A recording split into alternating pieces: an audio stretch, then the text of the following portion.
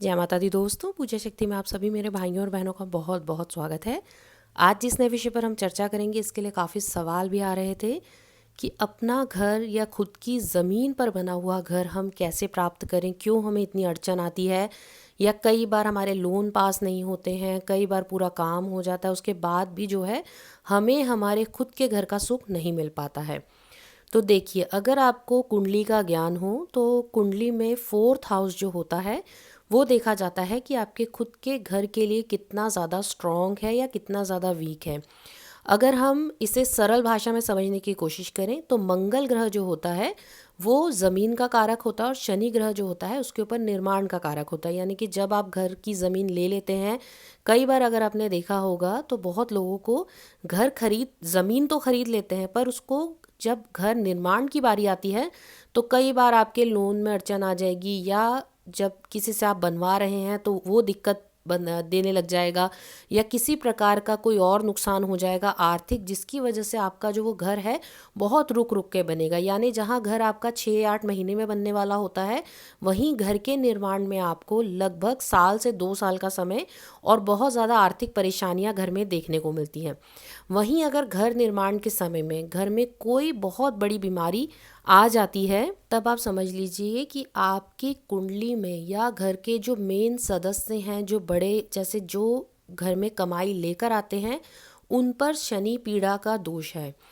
अब जहाँ शनि आपको घर निर्माण में सहायक होता है, गाड़ियों का सुख देता है, वहीं ये घर को नहीं बनने में भी बहुत ज़्यादा, जैसे कहते हैं, प्रॉब्लम क्रिएट करते हैं। तो फोर्थ हाउस मंगल का ग्रह अगर स्ट्रांग होता है तो घर बहुत ज़्यादा बनते हैं, 2 से 3 घरों का सुख मिलता है। वहीं अगर ये दोनों ही नहीं होते हैं स्ट्रांग अवस्था में, उस समय पर हम क्या कर सकते हैं, आज आपको रामायण की एक ऐसी चौपाई के बारे में बताएंगे जो बहुत सरल तरीके से आप पाठ कर सकते हैं। आप 11-21 जितने चाहे करें, सुबह के समय में पूजा जब करते हैं उस समय पर आपके सामने ये जो चौपाई है आ गई है, इसे आप ध्यान से देखिए। ये आपको डेली करनी है। एक अगरबत्ती लगा लीजिए, घी का दीपक लगा लीजिए, श्री राम का नाम लीजिए। ये जो है कहीं ना कहीं, क्योंकि जब आप रामायण की चौपाई का पाठ करेंगे तो मंगल, क्योंकि श्री हनुमान जी को माना गया है, और शनि जो है श्री हनुमान जी की पूरा पूजा आराधना के बाद साढ़े साती, या अगर ढैया या शनि की कोई भी पीड़ा हो, दशा अंतर दशा का भी कहीं कोई अगर आपको लाभ नहीं मिल रहा है शनि की तरफ से, तब भी आप रामायण की अगर चौपाई या पाठ करते हैं तो आपको दोनों ही तरफ से फ़ायदा मिलता है। इस चौपाई से आपका मंगल ग्रह यानी ज़मीनों का सुख आपको मिलेगा, और साथ में आपके शनि जो हैं वो भी आप पर प्रसन्न होकर घर के निर्माण में भी सहायता देंगे। यही अगर चौपाई आप सिद्ध कर लेते हैं, जैसे कई बार हम इसे लगातार जाप करते चले जाते हैं, तो मनुष्य के जीवन में उसे अपने, जैसे जब वो उसका पूरा जीवन रहता है, उस पूरे जीवन में वो कम से कम 5 घरों का निर्माण करता ही करता है। तो ये एक तरीके से बहुत ज़्यादा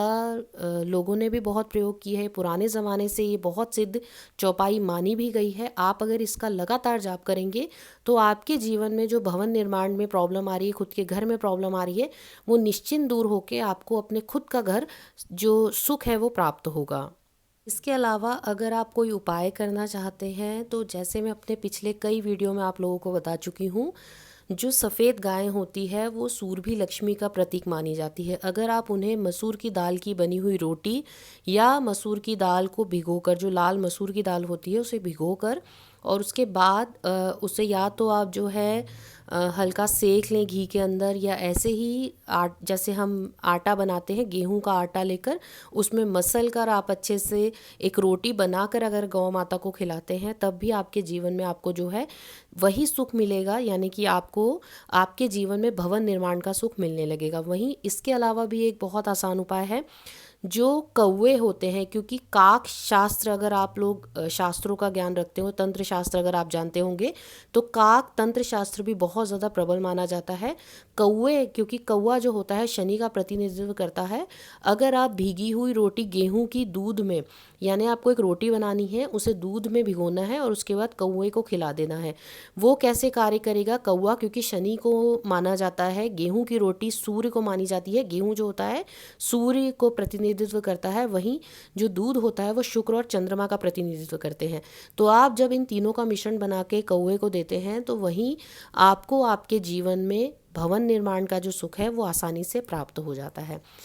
तो आशा है आज का ये वीडियो आप सभी को बहुत पसंद आया होगा। आज अपनी वाणी को यहीं विराम देते हुए हम फिर मिलेंगे किसी नए विषय पर चर्चा करते हुए। आप सभी का बहुत बहुत धन्यवाद मुझे सुनने के लिए। धन्यवाद दोस्तों।